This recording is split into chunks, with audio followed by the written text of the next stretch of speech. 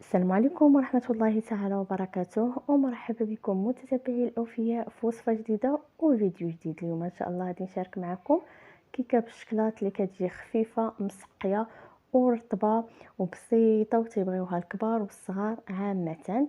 غادي نبداو على بركة الله. غادي نحتاجو هنا واحد الكاس ديال الحليب اللي وضعنا فيه واحد الكيس ديال القهوة سريعة الذوبان. غادي ناخذ واحد الإناء، غادي نوضع فيه قبيصة ديال الملحة، 3 ديال البيضات اللي تيكونوا بدرجة حرارة المطبخ.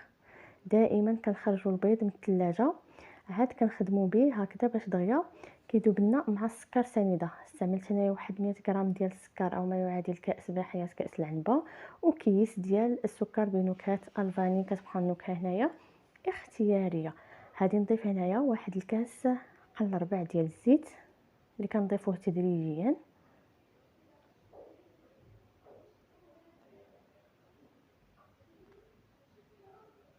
عاد غادي نضيف الكاس ديال الحليب اللي صبح ليه وذوب فيه كما قلت لكم، يا اما نستعملوا معلقه صغيره ديال القهوه سريعه الذوبان اولا داك الكيس اللي كيكون كيتباع. غادي نخلطو جيدا، وغادي نضيف عليهم هنايا كيبقى اختياري هذا الكاس ديال الياغورت. يمكن لكم تزيدوا كما يمكن لكم انكم تستغناو عليه. كاس ديال الياغورت اللي تيكون طبيعي. وغادي نضيفو 2 معالق كبار ديال الكاكاو. الا ما كناش كنتوفروا على الكاكاو المر يمكن نستعملوا غير داك الاكياس، 3 ديال الاكياس ديال الكاكاو المر. غادي نضيف هنايا 3 ديال الكيسان ديال العنبه او ما يعادل 300 غرام ديال الدقيق اللي تيكون نوعيه جيده. كنغربلو مسبقا وكنبقى نضيفو تدريجيا. كما كتعرفوا ان الدقيق تنضيفوه تدريجيا، ما تنضيفوهش مره واحده.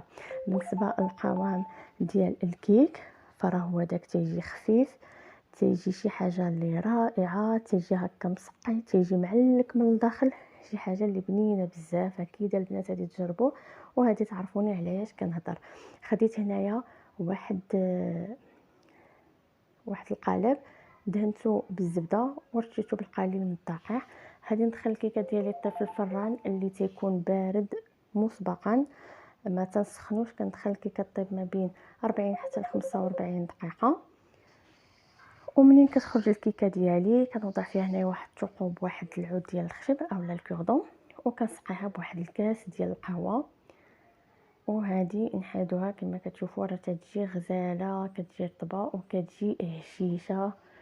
كما كتشوفوا راه تجي شي حاجه رائعه، والريحه ديالها راها كتجي رائعه. فانا في التزيين اختاريت انايا هذه نوضع لها في الوجه واحد الكناش ديال الشكلاط. خديت هنايا الشكلاط وذوبته ووضعت عليه القليل ديال الكريمه. غادي ندهن به الوجه ديال الكيكه ديالي، وغادي نزينها بالفيرميسيل ديال الشكلاط. كنتمنى وصفه اليوم تنال الاعجاب ديالكم.